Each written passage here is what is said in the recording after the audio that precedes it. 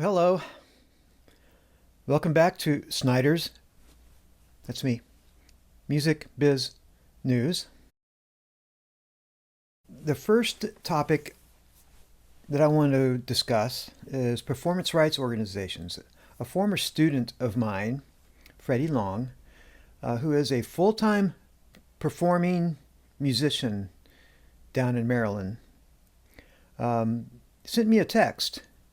And he was pretty perplexed and honestly pissed off because a lot of the venues that he was playing at are starting to get really hammered by performance rights organizations as far as paying for the license to have live music performed in their venues. And I asked Freddie if I could include his text, bits and pieces of it, and he agreed. So this is what Freddie wrote me. Who's your best copyright lawyer? ASCAP, BMI, etc. are jamming up my open mics. Mom and pop stores, listen, I know the legality, but come on, this is BS, and you know it. For one old dude just playing his favorite Neil Young song, $3,000 a year, it's horse pucky. Am I wrong? Of course I want songwriters to get their due, but JC, can we be reasonable here? Someone on the East Coast has a lock on my social media and then not ask, but threaten and harass the venues that I play at. There must be an ASCAP, BMI, CSAC they're all sharing. It's insane, and every venue I talk to are threatened over the phone. Some ignore, most get scared, and stop having music. He later wrote, but they literally have harassed several venues I play at, calling every day and threatening legal action. So some of the venues pull the plug because it scares the shit out of them. But the more cheeky owners tell them to screw off or give them a line of BS, And so after reading this, I was sort of perplexed because it sounded like the PROs have gotten a bit crazy as far as collecting. Just to be clear, a PRO is a performance rights organization, and songwriters will sign up to one of these organizations and gives them the job of going out and collecting a royalty for every time a songwriter's song is performed. And one of those financial resources are the venues in which musicians play live music, and that's where Freddie plays, small venues, clubs. And so the PROs will approach a club and say, pay us a yearly fee of, say, $500 or $5,000, according to how big it is.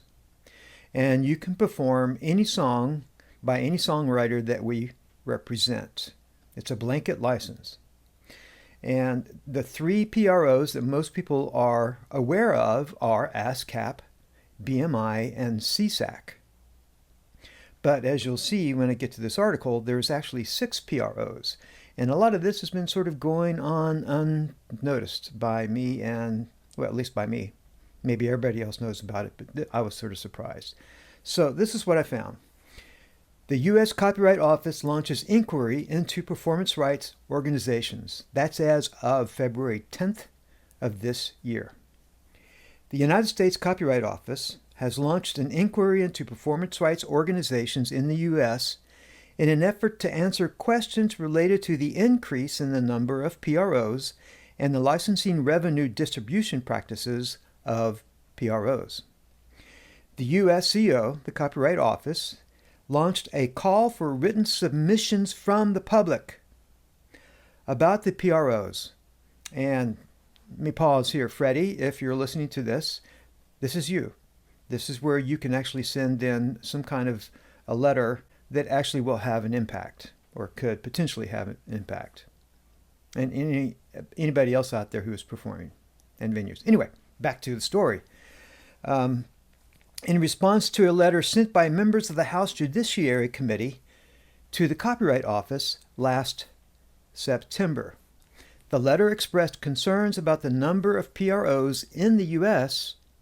and the difficulties many businesses face in licensing music, given the need to sign blanket licensing agreements with numerous collections organizations.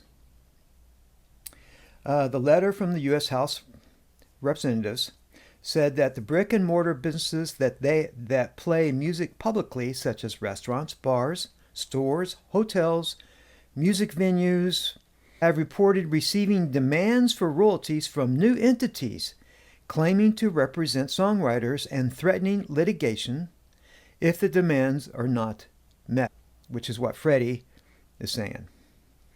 It adds, considering that the possibility of substantial statutory copyright damages poses an existential risk for most bars, restaurants, and other small businesses, many feel compelled to pay these entities on top of what they already pay for blanket licenses from the traditional PROs, ASCAP, BMI, and CSAC. The USCO counts 6 PROs in the U.S., ASCAP, CSAC, and BMI, traditional PROs, along with 3 relatively new organizations, Global Music Rights, GMR, PRO Music Rights, and Alltrack, all of which were founded in the last 12 years. While ASCAP, the oldest and among the largest of the U.S. PROs, is a nonprofit, the others operate as for-profit entities. In a sign that royalty collections are becoming big business, BMI converted to a for-profit model in 2022, and in 2023, it was acquired by private equity firm New Mountain Capital. So they're out to make money, not just represent songwriters. BMI then announced it would reduce the percentage of its collections that would flow through to rights holders, the songwriters, whoever owns the copyrights for the songs, from 90% to 85%, a 15% reduction of how much money would flow to the copyright owners, not necessarily less that they would collect.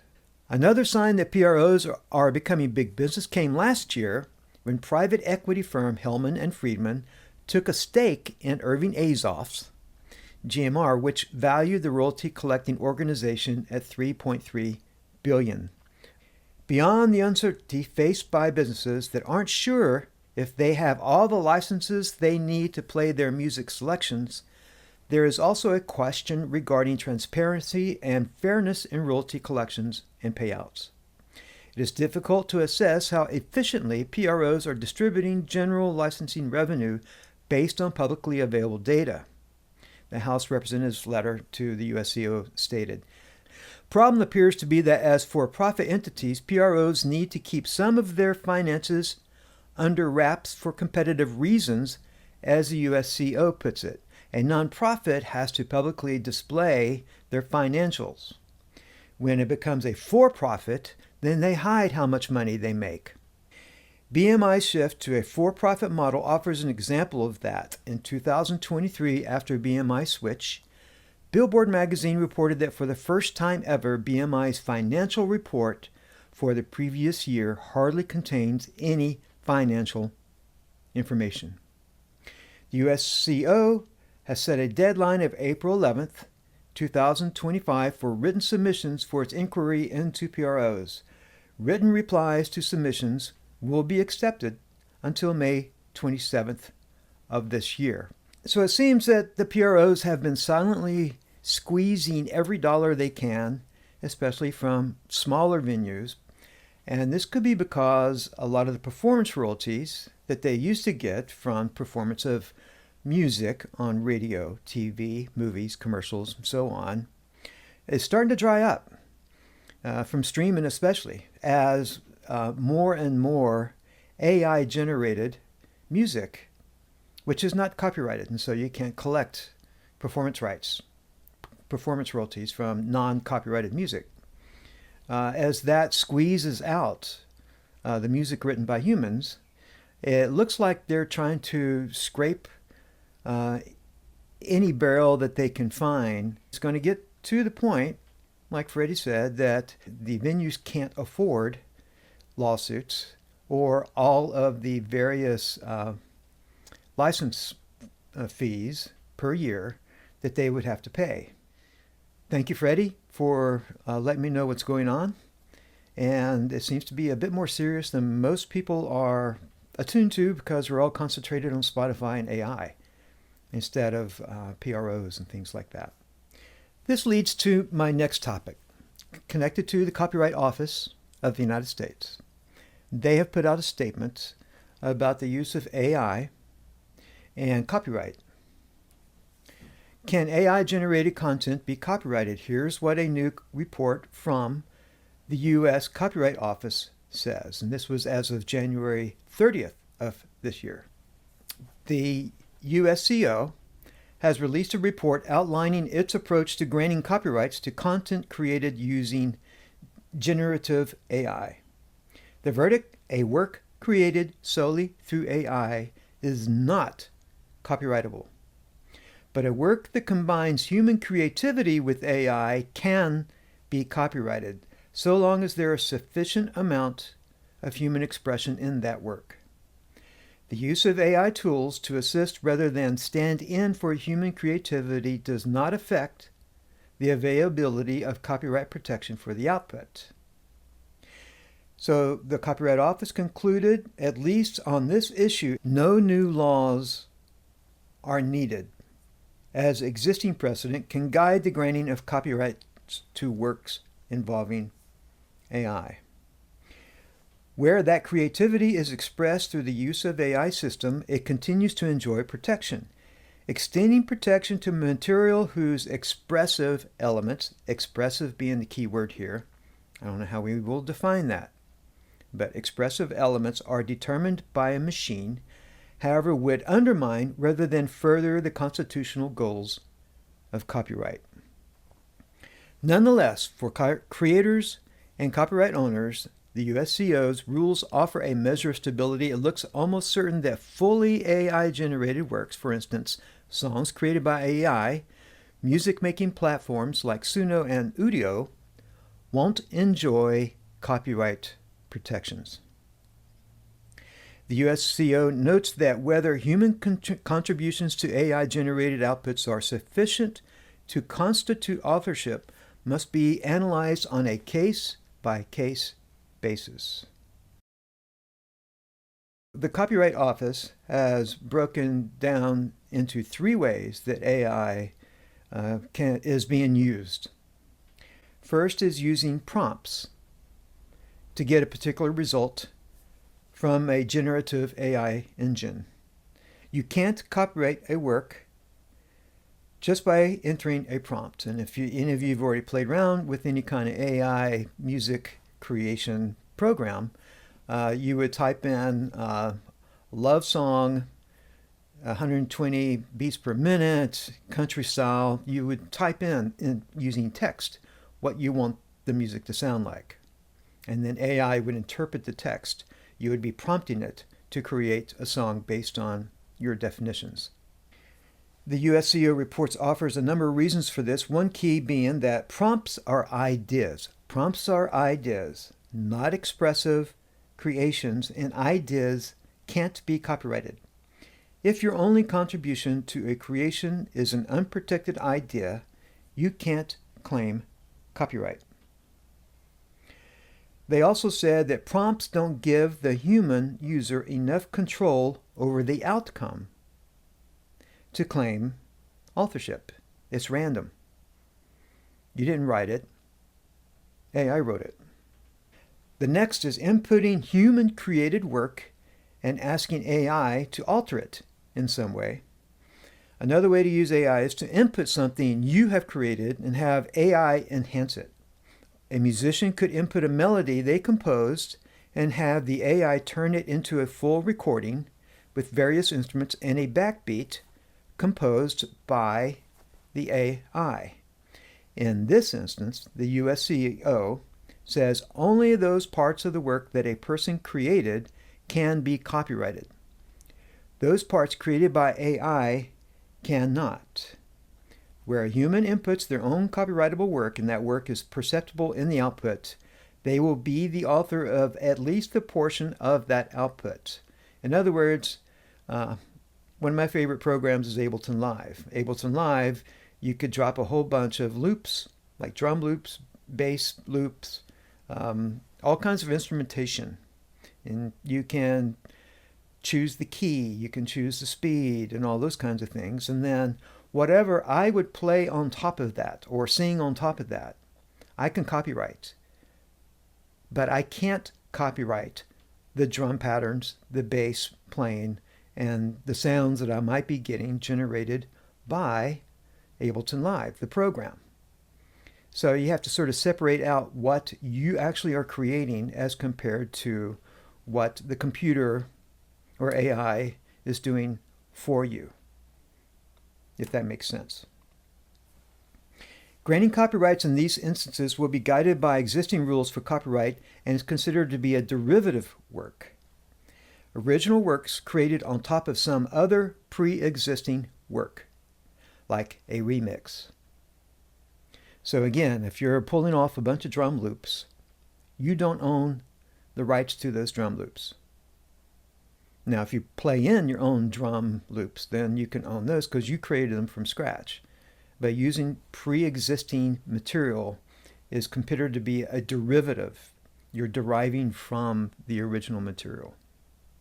And a third way of using AI is modifying or arranging AI-generated content. Let's imagine a situation where an artist uses AI to create a number of guitar lines, bass lines, and drum beats. They then rearrange those elements to create a new track. Is that copyrightable? The USCO says yes, but only if the human creator has modified those elements in a sufficiently creative way. Only those elements that the human creator is responsible for would be copyrightable. In the case of this hypothetical track, it would mean that the arrangement of sounds is copyrighted, but the individual AI-created sounds aren't. The inclusion of elements of AI-generated content in a larger human-authored work does not affect the copyrightability of the larger human-authored work as a whole. So back to my analogy of using Ableton Live. You use drum patterns, bass patterns, and a bunch of other synth sounds that Ableton Live does for you. And then you pile on top of it with your own guitar lines, lead guitar, all those kinds of things. And then you create a song. You can copyright the song, but you can't sue somebody because they use the same drum pattern that you use because they also use Ableton Live and have access to the same bank of sounds. The USCO report is the second in a series of 3 that lay out policy.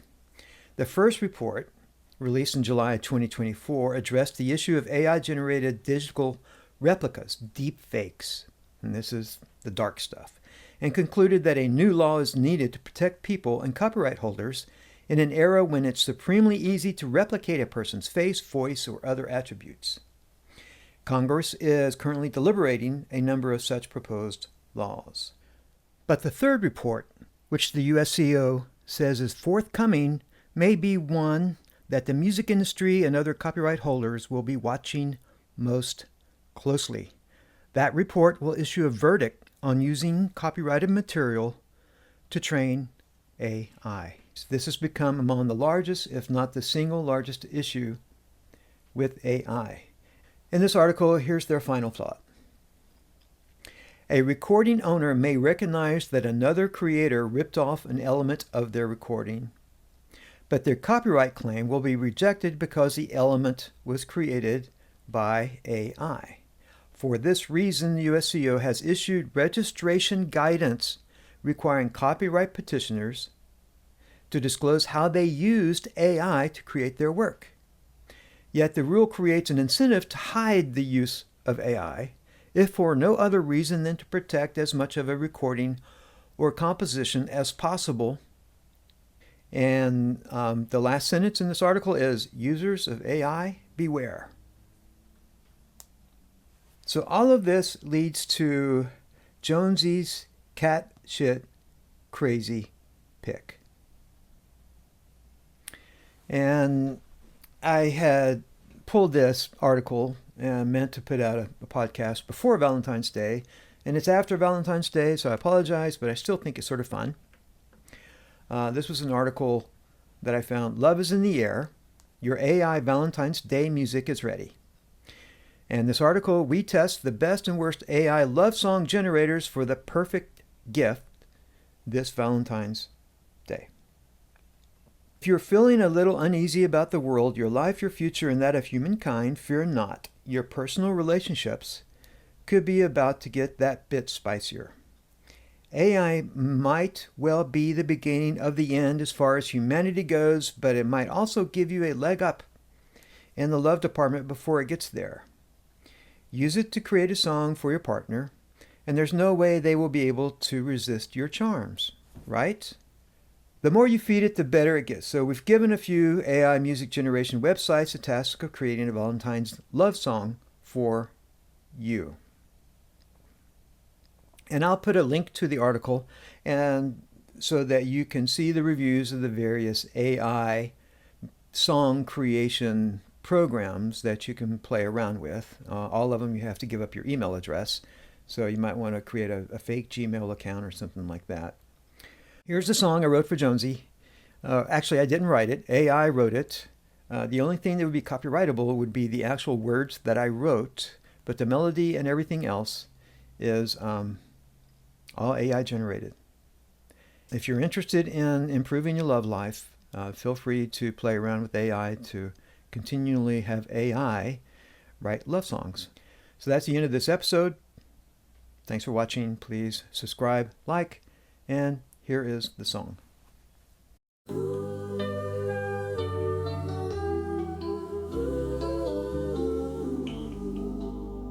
Jonesy, Jonesy, the wonder cat, always wonder where you're at. Gotta love the Jonesy cat. Jonesy, Jonesy, Jonesy,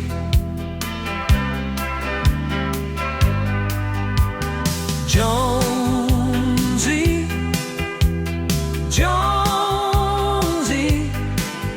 the wonder cat, always wonder where you're at. Gotta love the Jonesy cat. Jonesy, Jonesy, the wonder cat, always wonder